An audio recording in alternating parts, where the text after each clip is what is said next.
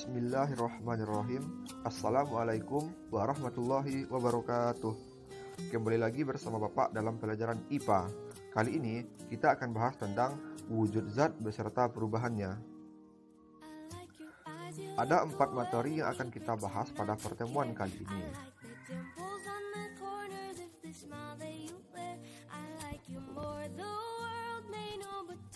Materi pertama tentang zat padat, materi kedua tentang zat cair, materi ketiga tentang zat gas, materi keempat tentang perubahan wujud zat. Mari kita bahas satu persatu. Materi pertama, zat padat. Zat padat memiliki ciri-ciri sebagai berikut. Pertama, zat padat bentuknya tetap.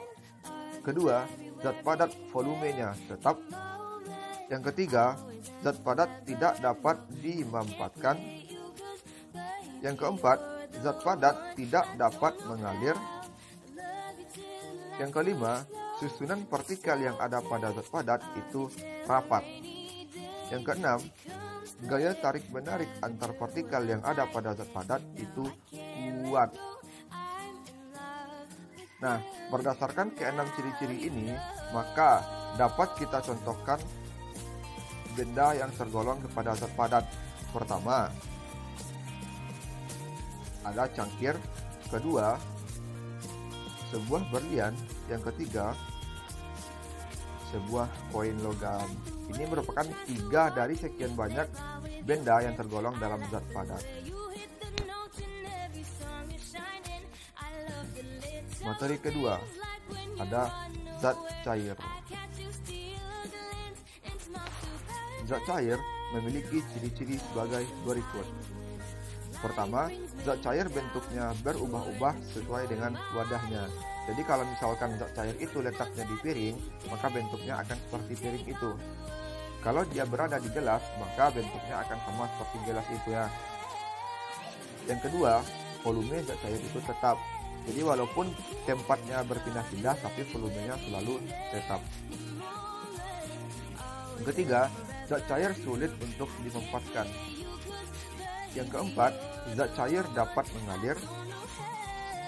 Yang kelima, susunan partikel yang ada pada zat cair itu renggang. Yang keenam, gaya tarik-menarik antar partikel yang ada pada zat cair itu lemah. Nah, berdasarkan 6 ciri-ciri yang ada pada zat cair ini, maka kita ambil 2 contoh saja, yaitu air dan minyak. Nah, jadi yang 2 buah ini merupakan 2 dari sekian banyak contoh yang ada pada zat cair ini ya. Jadi masih ada benda lain yang merupakan contoh dari zat cair, madu misalkan ya. Jadi kita ambil 2 saja.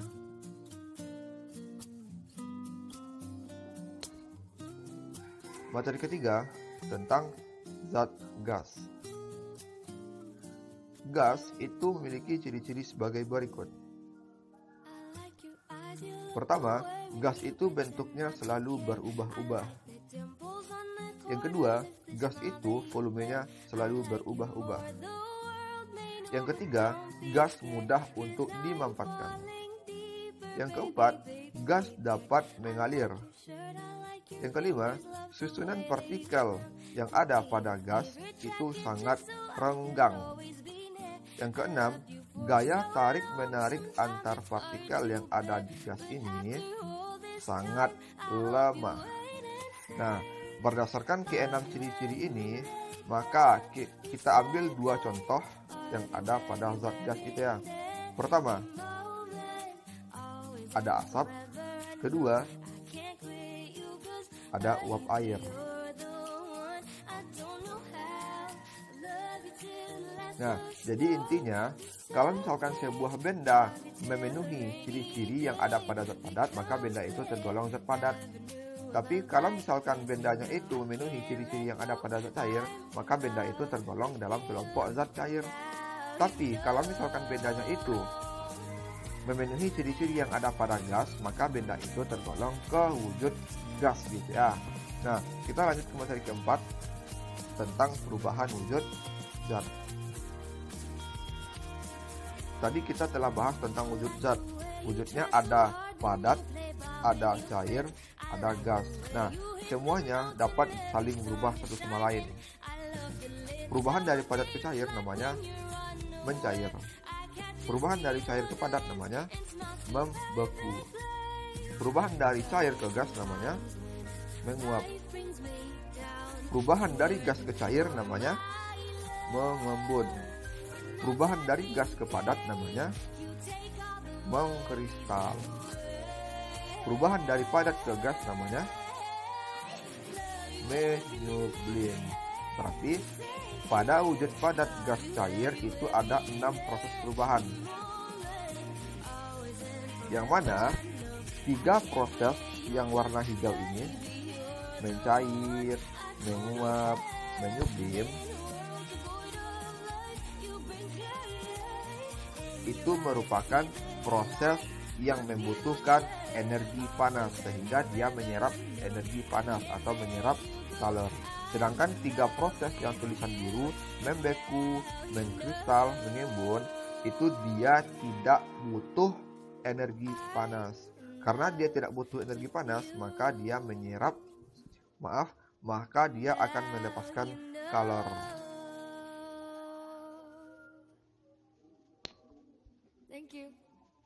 Mari kita bahas satu persatu.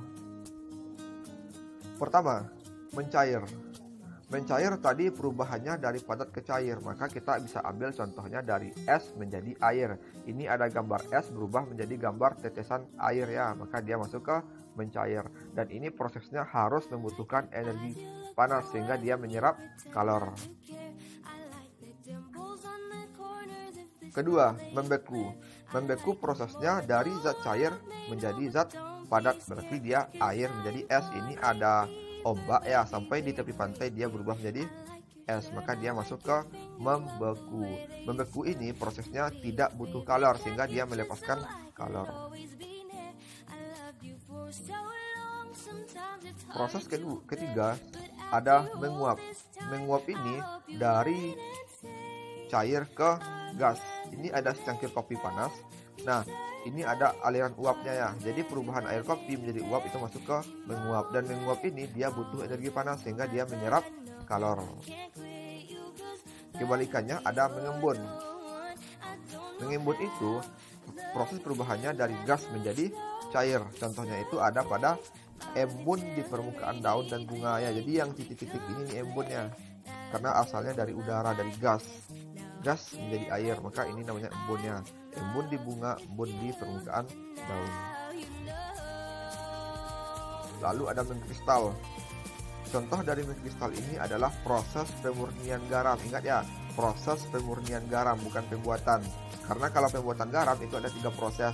Dan proses terakhir pada pembuatan garam namanya proses pemurnian garam dengan cara mengkristalkan.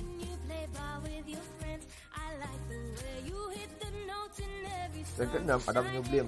Menyublim itu perubahan dari padat menjadi gas. Contohnya ada pada kapur barus atau camper.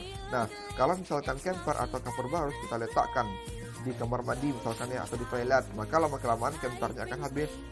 Habis itu karena dia berubah menjadi gas atau udara ya. Jadi perubahan camper menjadi udara atau menjadi gas itu masuk ke menyublim. Baiklah, sekian dulu pertemuan kita pada kesempatan kali ini. Mohon maaf atas segala kesalahan, kehilafan, dan terima kasih atas segala perhatian. Assalamualaikum warahmatullahi wabarakatuh. Tetap jaga kesehatan dengan cara selalu cuci tangan, pakai masker apabila keluar rumah, dan makan makanan yang bergizi. Terutama jangan lupa berdoa. Semoga pandemi ini cepat berlalu ya, dan kita dapat bertatap muka kembali.